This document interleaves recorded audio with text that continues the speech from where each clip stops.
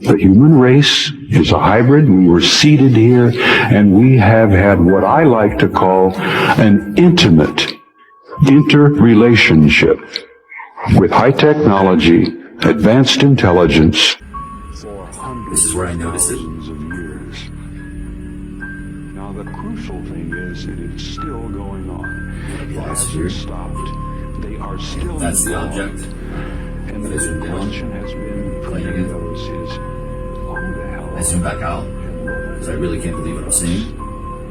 Which ties in perfectly with the ancient philosophical questions that each and every one of us has. So I zoom back in. And as I zoom back in, it disappears there. And so I zoom back out to make sure that's just not a camera issue. And then it reappears, so I zoom back in immediately, and there it is again. And then as I zoom in the second time, or third time, it disappears again, and unfortunately on this phone camera you can't see it, but it fades off gently to the right. It's very pixelated on this camera.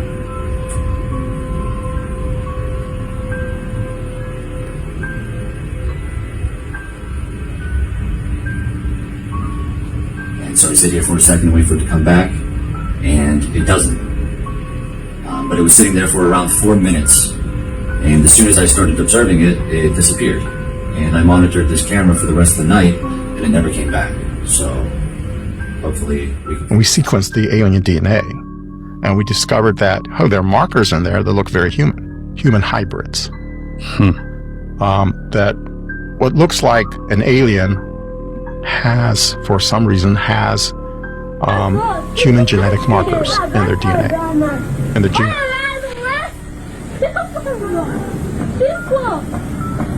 Nossa, parece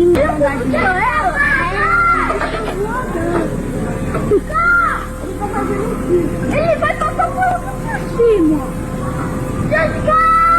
Aproxima a imagem, aproxima a imagem. Tô pensando, Rafael, tô pensando.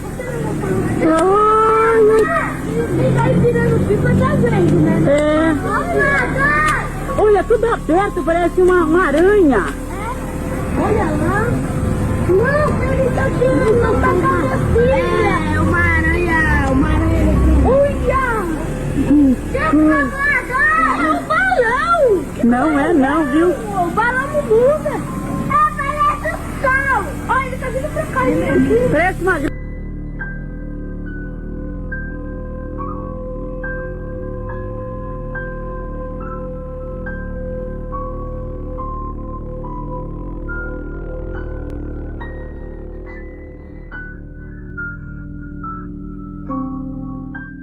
Mr. Dean's story continues, and I, like many of you, find it interesting how many levels of top secret clearances there have been claimed to have been by whistleblowers.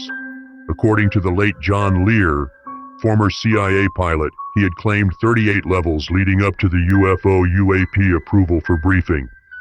If that number represents even half of the levels that are non-fiction, then one has to wonder what type of human is able to achieve the highest level. Lying is a trait that many of us find unacceptable, yet, when practiced at a level that one begins believing what oneself is saying is real, a new title more sought out by the population is achieved. Actor. I have some film that they preserved that was not destroyed. Gentlemen, put up the next picture for me.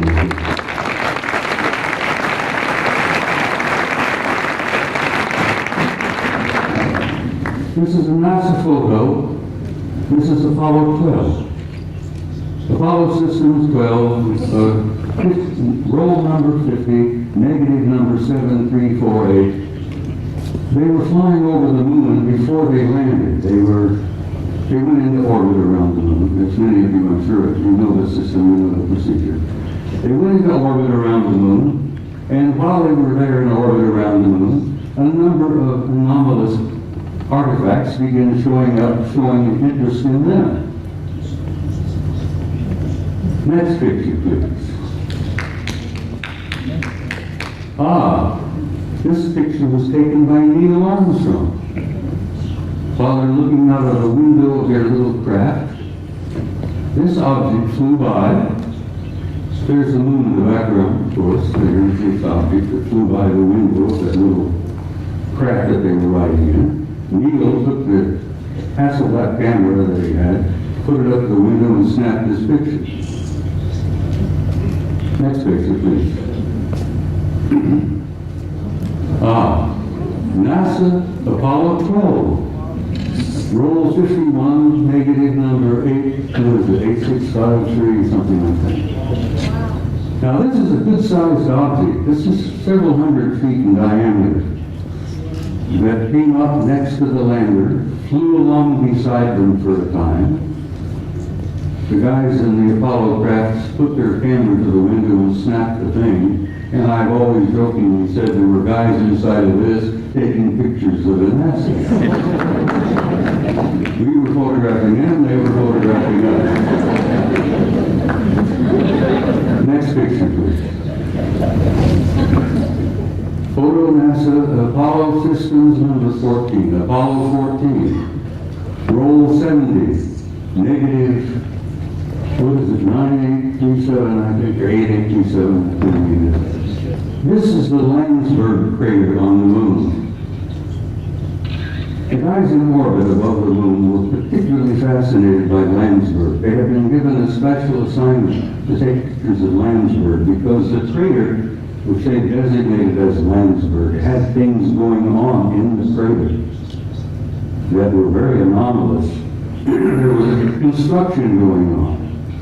There were enormous facilities in the middle of the crater up there. So they were specifically designated and assigned to photograph Landsberg to see if they could figure out what the hell's going on down there in the crater on Landsberg. While they were looking at Landsberg, this object happened to express interest in them and flew by. Now this line is an artificial line that was drawn to show you the direction that this object was going. This is a good-sized object flying past the Apollo lander. God, I'm so glad that some of these were saved. I still get angry. 40 rolls of film for such, they can erase them. Anyhow, next picture, please. It's the same photo of Landsberg, but with the next negative, 9838 of this object here, flying by. Next picture. Now we're getting into some nitty-gritty. I'm going to give you just a brief little bit of history here. Back in the early days of NASA and the Apollo program, I got this picture from the Japanese Space Agency, the Japanese NASA. They have a tremendous program going over there in Japan. You know, the Japanese are bright people. So the Japanese Space Agency had signed a contract with NASA years and years ago to buy copies of every picture NASA took during the Apollo program. And I'm sure the Japanese paid a sizable amount of money for this contract. And as the films was developed and the photos were made and they shipped them off to Japan, and the Japanese have a tremendous reservoir of good, original NASA pictures. They bought them, they paid for them. Now this photograph was released by the Japanese Space Agency, and you can see the Japanese writing here. This was taken by Apollo 13. Now you're all familiar, I'm sure, with Apollo 13. That was the aborted mission that was going to the moon to land, and they had an accident on the way. They couldn't land.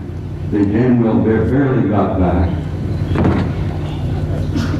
While they are on the way to the moon, here's the moon, a number of things began happening. Some strange objects were appearing outside the windows of the spacecraft. And guys could grab their Hasselblad camera and start taking pictures. This photograph shows 3 different objects here. This looks like a circular object with a large dome on top. This is a smaller object in a circular kind of disc-shaped craft. But coming in from the right margin of this particular picture is this. Next picture, please. Here we are. This is a blow-up of the positive in the photograph. And here is a blow-up of the negative graph of this object here. Ladies and gentlemen, this particular object is 5 miles long. And I'm tempted to use the term Big Mother. No pun intended, but it appears to be a mothership. It's gigantic. It's 5 miles long. And here these NASA guys are up there in this little camp Apollo capsule, and they look out their window and they see something that's 5 miles long. Shakes them up a little bit. When they got back to NASA with these pictures, that shook them up a hell of a lot. Next picture, please. This is the next sequence.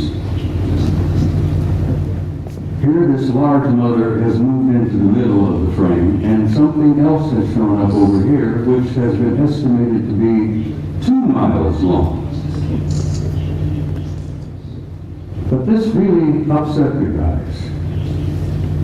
I've never been able to find out which one of the 3 Apollo members of the Apollo 13 groups would admit to ever having taken these pictures. Because as you know, the Apollo astronauts were threatened with their lives. I kid you not, they were threatened seriously. They even threatened their families if they ever divulged any of the information that they knew. Next photo, please. And here we are.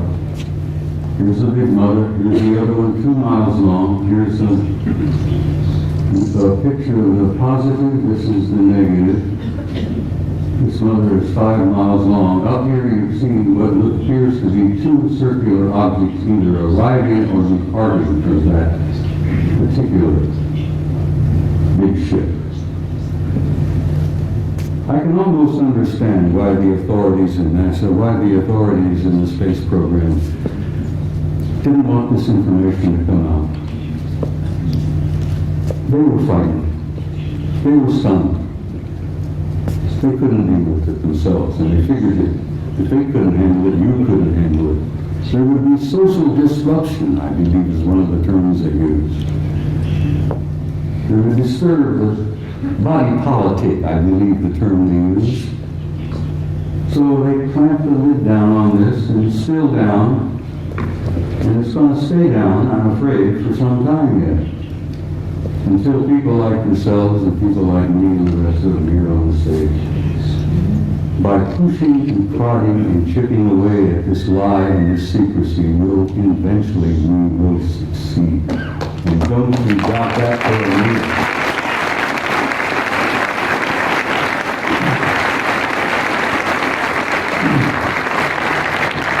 Now you're reading for another photograph that I think will shock you some. In 1980, NASA, never a straight answer, launched the Voyager program to Saturn.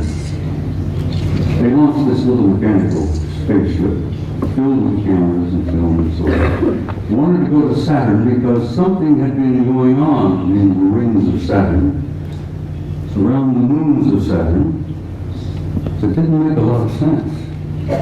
Some anomalous events were taking place in Saturn, near Saturn, at Saturn. So they launched the Voyager in 1980. The pictures they got back from Voyager was so stunning and so shocking that they just locked them up in the safe.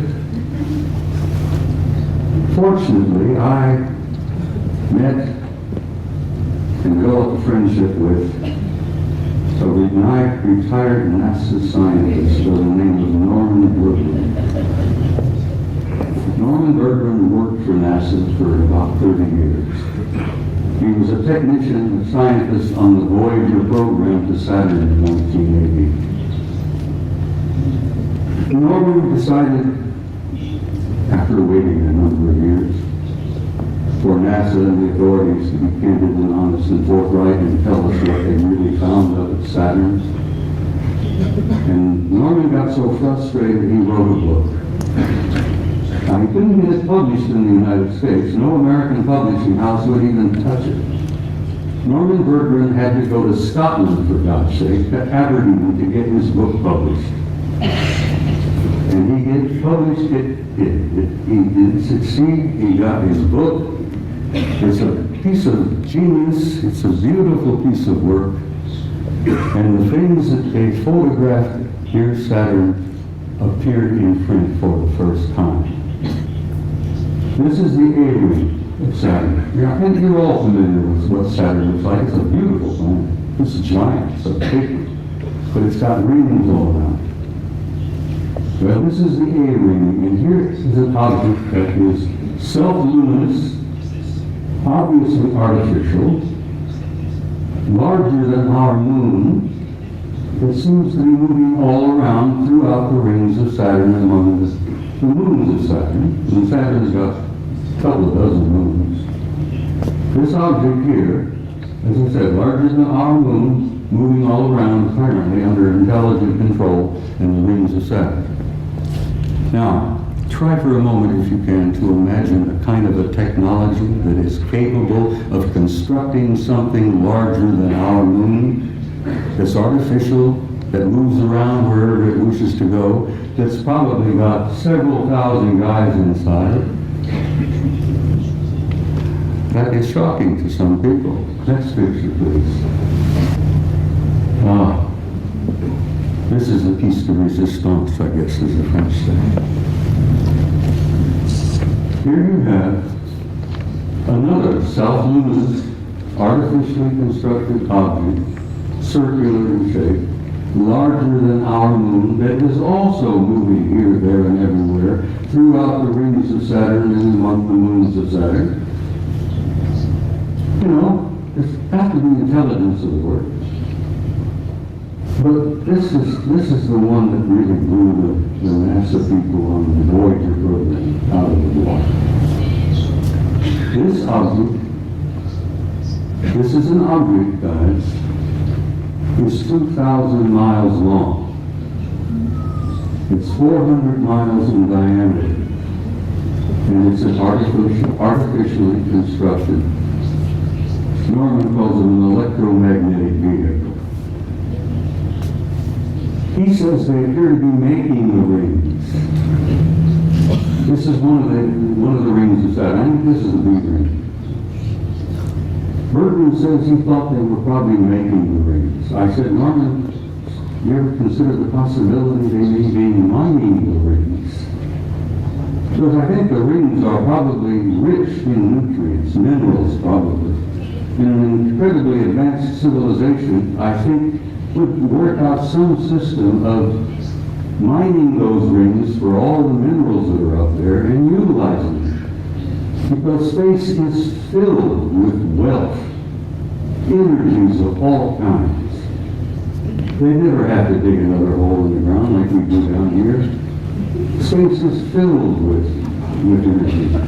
This is 2,000 miles long, and here on this end there seems to be something like an exhaust or a flare of energy of some kind. It's probably a result of engines of some type inside this thing. But whatever it's doing, it's there, and it's a recognition and a representation of an advanced intelligence. And that's one of the things they don't want you to know, that we are confronting and relating with an intelligence that's so far beyond our own. We're looking at and talking about what's known as a Type 2 civilization. Now, for your own interest, I suspect most of you suspect this, but you are all members of a 0-0 type civilization. Beyond us, hopefully in a century or two, we might become a Type 1. But this is a representation of the Type 2 civilization. And Michio Kaku, the famous Japanese-American physicist in New York, has put out this concept about type 0, 0, 1, 2, 3, and 4 of the kind of advanced cultures and civilizations we will probably meet out there. Well, in probably meet out there, we've already met them. They're here. They're in our midst. So, I think this, I brought about 15 or 20 of these pictures, but I simply had no time. I don't have the time to show them all. But I've shown a few here, and I think I've piqued your curiosity. And I think most of you are pretty bright people, and you know you've been conned. You know you've been lied to. You're not fools. And I think you know who you are and why you're here and where you're going.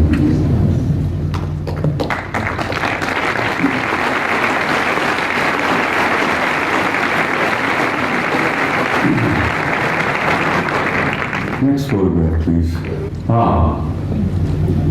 This is a photograph taken by our Mariner space vehicle that we launched back a number of years ago.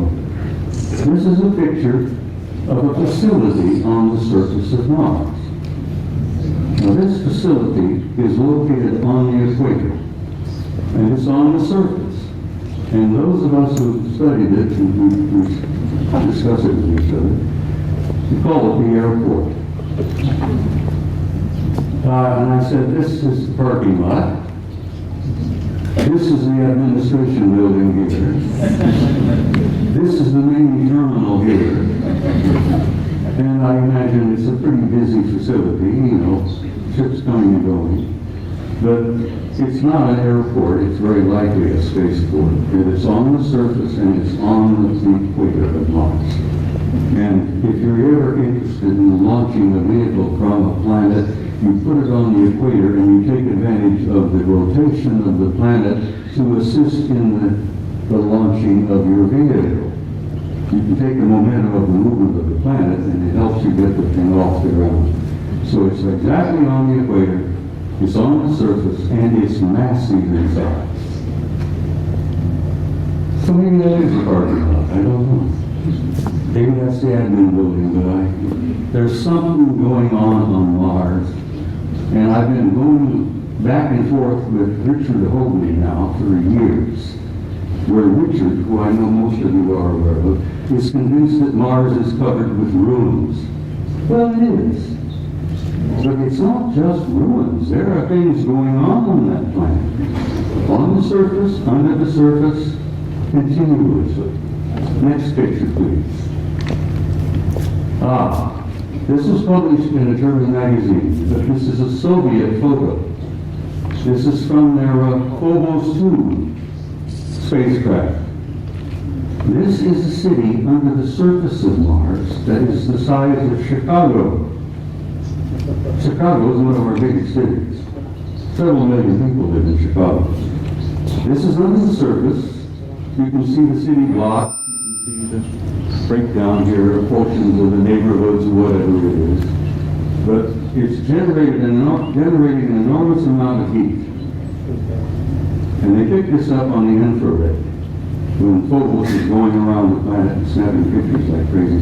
And the Soviets were pretty open about releasing some of their photos, contrary to the United States, where lying has become a fine art. Don't get me started on my politicians. Phobos 2, city on Mars, under the surface. You can see the streets, Broadway, First Avenue, whatever. People have said, well, who was there? And I says, for God's sake, it's the Martians who were there. What a silly question to ask. Who's there? Let's go there. Now, I love this picture. I'm in love with this lady. Your ancestors and mine called her Gaia. She was feminine. She was a goddess. She was sacred. This beautiful lady has a respiratory system, she has a circulatory system, and she has a heart. And she's our source of life on this planet. We needed her. We need her now. We wouldn't be here if it were not for her. We talk about holy lands, Mecca, Jerusalem, here, there, everywhere. That is the Holy Land, people. That beloved planet that we are home.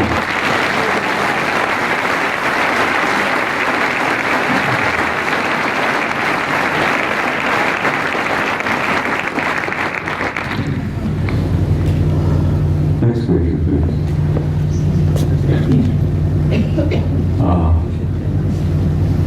I spoke to you earlier about the fact that your grandchildren and great-grandchildren and so on, the generations yet to come have a destiny in the stars. And in time, they will go out there and claim their rightful place in that infinite community of life. And you can believe that, and you can accept that with an assurance and truth that goes beyond doubt. The destiny of this species and this race, this troublesome clan of monkeys, is in the stars. And there is your destiny. And I want you to understand that and have some hope. And don't get depressed. Because you're going to be undergoing some very difficult times in the few years yet ahead. We're going through this transition, this transformation, this transcendent transformation into another species, into another race. And if you remember your own adolescence, it was a painful time. The species, the race is going through adolescence. But we're not alone. We're being helped. We have family that is helping us. And they've been helping us for a long time. They've been trying to encourage us and nourish us and try to point the right direction for us to go. Because we are troublesome adolescent children. And we are going through that transformation. But my point is that there is no doubt about the inevitable destiny and truth of the human race. Now I want to quote something from you, if you'll bear with me here. One of my favorite authors, poets, was a man I've admired for years, Count Leo Tolstoy. Tolstoy said that there is something in the human spirit that will survive and will prevail. That will survive and prevail, and if there is a tiny and brilliant light burning brightly in the heart of man that will not go out no matter how dark the world becomes. And then in the years ahead, when things are difficult, the economic problems take place, there will still be disruptions, fear. Sadly enough, I'm afraid there will still be blood in the streets here, there, and everywhere. This coming out of adolescence is not an easy process.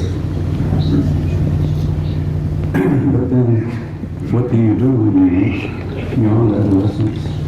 You reach adulthood. You grow up. And we're growing up.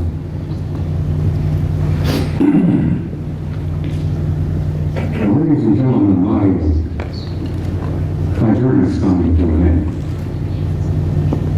But for many of you out there, your journey has just begun. And I want to say something to you before I leave the stage this afternoon.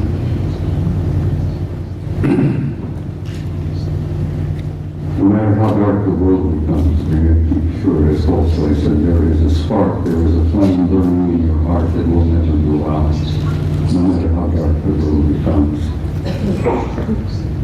And as my journey is coming to a close, and some of you, your journey is just beginning, to say to you, and the term that I think is absolutely appropriate, this two Spaniards who got some beautiful terms and words. Vaya con Dios.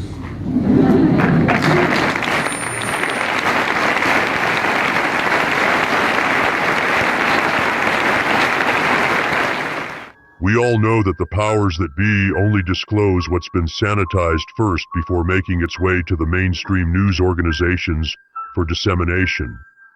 In the next disturbing clip you're about to see, an obvious question should come to all of our minds. How is it possible a member of Congress would ever admit on camera to not having access to top secret information that their position in government qualifies for? The statement given, if it is indeed genuine, represents our government's branches are no longer adhered to. I, like many of you, find that the most terrifying point is that they no longer are even required to lie to the population anymore about not being in control. Why is it that members of Congress who are given a top secret security clearance are being denied access? That's not a free and true government. And so for us, especially being that we have now a Secretary of State who's actually open to declassification in Marco Rubio, we're hoping to present that information and at least acknowledge it from a government perspective that we are not alone, but also let's see what the evidence is.